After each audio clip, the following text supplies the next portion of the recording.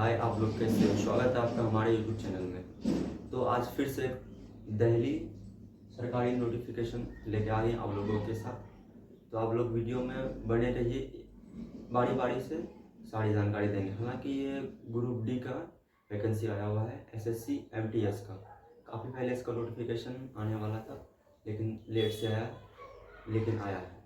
तो चलिए आपको हम बारी बारी से एक एक करके फुल डिटेल देंगे। इसमें पोस्ट क्या क्या रहने वाली है, इसकी क्वालिफिकेशन क्या है, उसके बाद इसमें कौन कौन सा पोस्ट है, कितना पोस्ट है, ओबीसी ईडब्ल्यूएस के लिए क्या फ़ी रहने वाली है, एससी एसटी के लिए क्या फ़ी रहने वाली है। तो आप लोग वीडियो में बने रहिए बारी बारी से। चलिए स्टार्ट करते हैं। तो ये वैकेंसी आया हुआ Delhi police MTS new requirement 2024।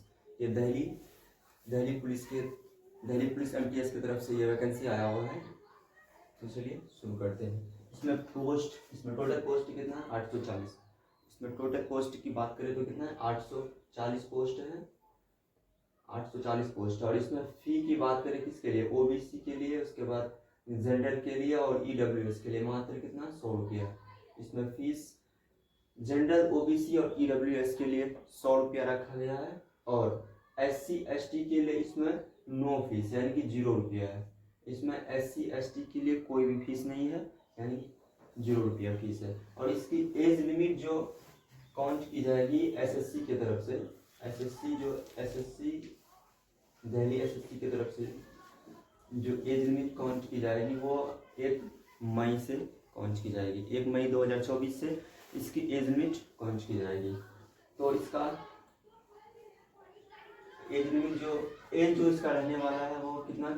18 से 27 वर्ष इसका एज रहने वाला है। और ध्यान रखिएगा जिसका 1 मई से इसका एज काउंट होगा। और ओबीसी के लिए एज कितना? ओबीसी के लिए 18 से 30 वर्ष है, यानी ओबीसी के लिए 3 वर्ष की छूट है। ओबीसी के लिए हर एक एग्जाम में ओबीसी और एससी एसटी के लिए अलग अलग प्रकार का छूट दिया जाता है। इसमें भी वही है, 3 वर्ष की छूट है ओबीसी के लिए। तो 3 वर्ष की छूट है तो कितना हो जाएगा? 18 से 30 वर्ष इसके लिए ओबीसी के लिए एज लिमिट। इसके बाद एससी एसटी के लिए कितना वर्ष? 5 वर्ष की छूट है। एससी एसटी के लिए 5 वर्ष की छूट है। तो इसका एज कितना से कितना हो जाएगा? 18 से 32 वर्ष की अगर आप हैं तो इस पोस्ट के लिए अप्लाई कर सकते हैं, कोई दिक्कत रहने वाली नहीं है इसमें। और इसमें योग्यता की बात करें यानी क्वालिफिकेशन की अगर इसमें हम बात करें तो मात्र 10th पास अगर आप हैं तो इस फॉर्म के लिए अप्लाई कर सकते हैं, आराम से कर सकते हैं, इसमें कोई दिक्कत नहीं है। ये ग्रुप डी की वैकेंसी है। किसकी वैकेंसी है? ग्रुप डी की। इसीलिए इसकी योग्यता जो मात्र 10th पास रखा गया। आप अगर 10th पास हैं तो इस फॉर्म के लिए जरूर अप्लाई कीजिए। और इसमें सिलेक्शन प्रोसेस क्या रहने वाला है? तो बस सबसे पहले तो आप लोग इतना समझ गए, ठीक है, कि पोस्ट 840 पोस्ट है और फी 100 रुपया है जनरल, ओबीसी और ईडब्ल्यूएस के लिए। उसके बाद एससी एसटी यानी अदर के लिए कितना? 0 रुपया फी है। उसके बाद एज लिमिट जो काउंट होगा कब से होगा? 1 मई 2024 से काउंट होगा। उसके बाद 18 से 27 वर्ष रखा गया है। इसमें ओबीसी के लिए 3 वर्ष की छूट है, एससी एसटी के लिए 5 वर्ष की छूट है। इतना तो समझ गए।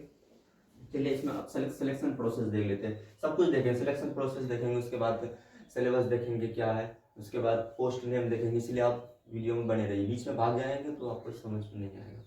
चलिए इसमें सिलेक्शन प्रोसेस देखें। सबसे पहले आपका रिटन टेस्ट होगा। क्या होगा? सिलेक्शन प्रोसेस में सबसे पहले आपका रिटन टेस्ट होगा कि जिसमें सीबीटी में होगा, मतलब कि कंप्यूटर बेस्ड टेस्ट। आपका कंप्यूटर पे ये टेस्ट लिया जाएगा। तो सबसे पहले रिटन टेस्ट होगा, ठीक है। उसके बाद दूसरा होगा ट्रेड टेस्ट। क्या होगा? Trade test. ये क्वालिफाई नेचर का होगा। मात्र ट्रेड टेस्ट जो होगा वो मात्र क्वालिफाई नेचर का होगा। कितना मार्क्स का होगा? 20 मार्क्स का होगा।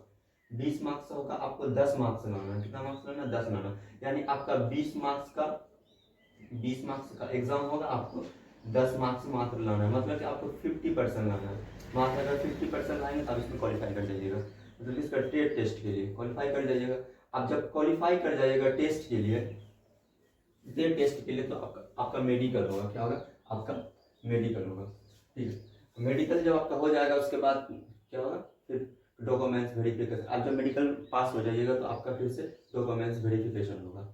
डॉक्यूमेंट्स पे 50% का मतलब ये है कि आपको मात्र ट्रेड टेस्ट में मात्र 50% लाना है। 20 मार्क्स का होगा तो क्वालिफाई नेचर के लिए मात्र आपको 10 मार्क्स लाना है। तो ये सिलेक्शन प्रोसेस समझ गए क्या क्या। सबसे पहले आपका रिटन टेस्ट होगा जो कि CBT कंप्यूटर बेस्ड टेस्ट होगा। उसके बाद ट्रेड टेस्ट होगा, इसमें मात्र क्वालिफाई नेचर के लिए लिया जाएगा जो कि 20 मार्क्स का होगा, मात्र आपको 10 मार्क्स लाना है, ठीक है। उसके बाद आप अगर इसमें क्वालिफाई कर गए तो उसके बाद आपका मेडिकल होगा। उसके बाद आप मेडिकल में क्वालिफाई कर गए तो उसका क्या डॉक्यूमेंट वेरिफिकेशन होगा। डॉक्यूमेंट वेरिफिकेशन के बाद फिर आपका जॉब हो जाएगा, फिर आपको लेटर आ जाएगा। अब इसमें पोस्ट नेम देखते हैं। चलिए ये तो समझ गए, सिलेक्शन प्रोसेस समझ गए। उसके बाद अब चलिए अब पोस्ट नेम समझ, इसमें पोस्ट कौन कौन सा पोस्ट रहने वाला है। ये तो मात्र किसका क्वालिफिकेशन, इसमें मात्र 10th पास। अगर आप 10th पास है तो इसमें आराम से अप्लाई कीजिए, इसमें कोई दिक्कत नहीं रहने वाली है। तो इसमें चलिए पोस्ट नेम देखते हैं। तो इसमें वही, इसमें ग्रुप डी का है, तो आपको खाना बनाने का काम हो सकता है, धोबी का, बार्बर का, ये सब का काम इसमें आपको करने को मिलेगा।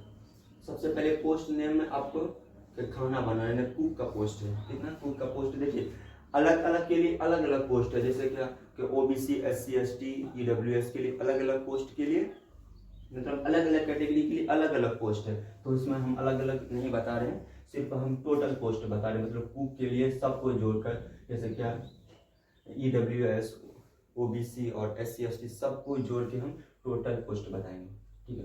तो कुक के लिए कितना पोस्ट है, मात्र 298 पोस्ट है। कुक के लिए कितना पोस्ट है, मात्र 298 पोस्ट। उसके बाद अगर सफाई कर्मचारी के लिए आप अगर अप्लाई करते हैं तो कितना 265 पोस्ट है। कितना 265 पोस्ट है। उसके बाद अगर आप धोबी के लिए अगर अप्लाई करते हैं तो धोबी के लिए कितना पोस्ट है, 96 पोस्ट है। कितना पोस्ट है, मात्र 96 यानी 96 पोस्ट है। उसके बाद अगर बार्बर के लिए कितना पोस्ट है, 61 पोस्ट यानी 61 पोस्ट है। 61 पोस्ट मात्र बार्बर के लिए। अगर मोची की बात करें तो मोची के लिए कितना पोस्ट है, मात्र 32 पोस्ट यानी 32 पोस्ट है। किसके लिए, मोची के लिए मात्र 32 पोस्ट रहने वाली है इसमें।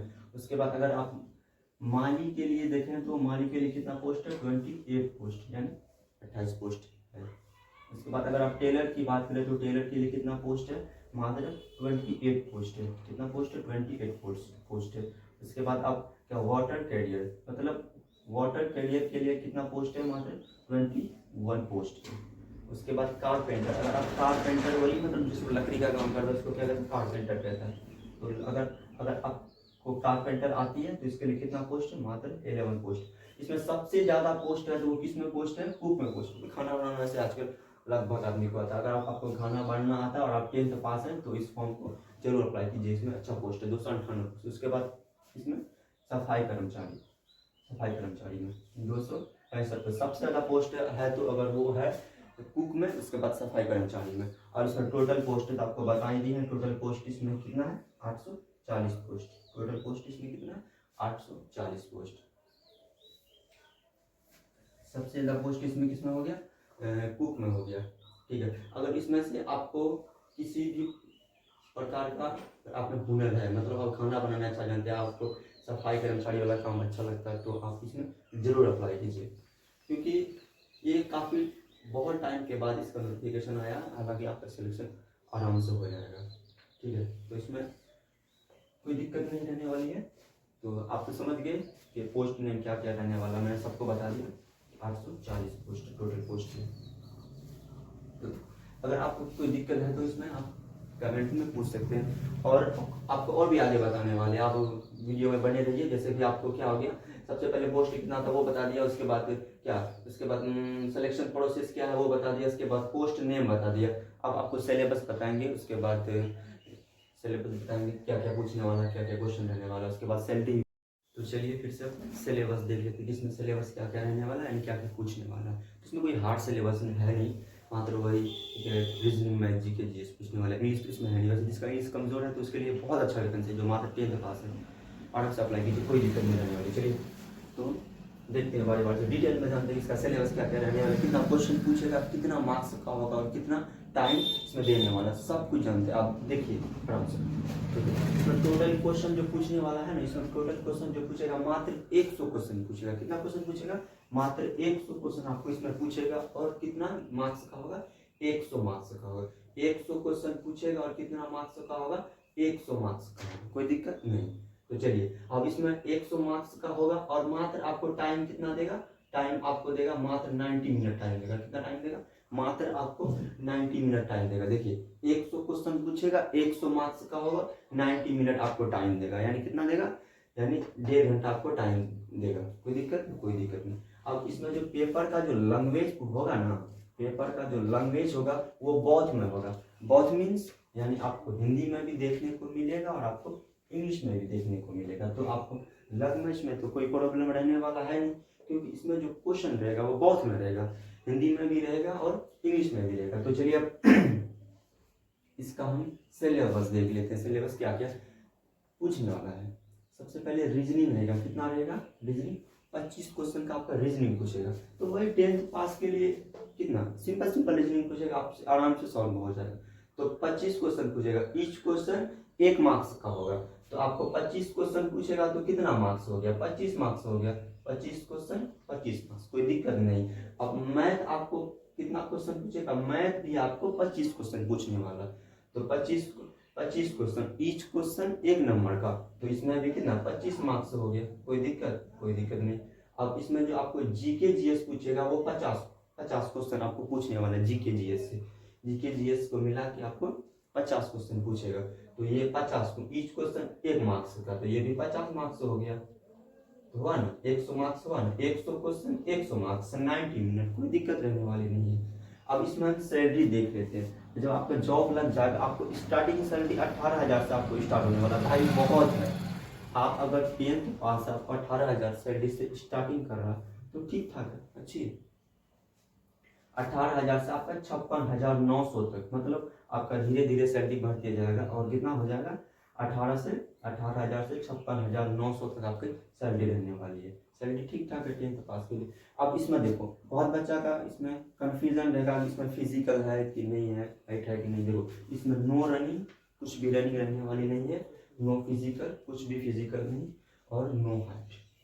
No running, no physical, no height, इसमें कुछ भी नहीं है। आप इतना कीजिए, उसके बाद आपका जॉब आराम से पक्का लग जाएगा।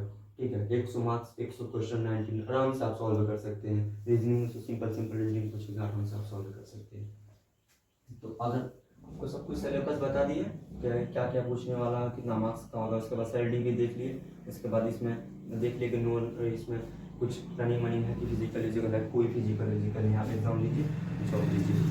तो चलिए यहीं से समाप्त करते हैं।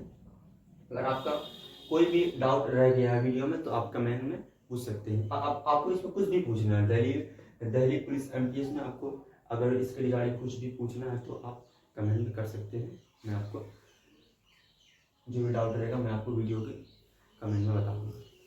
जय हिंद।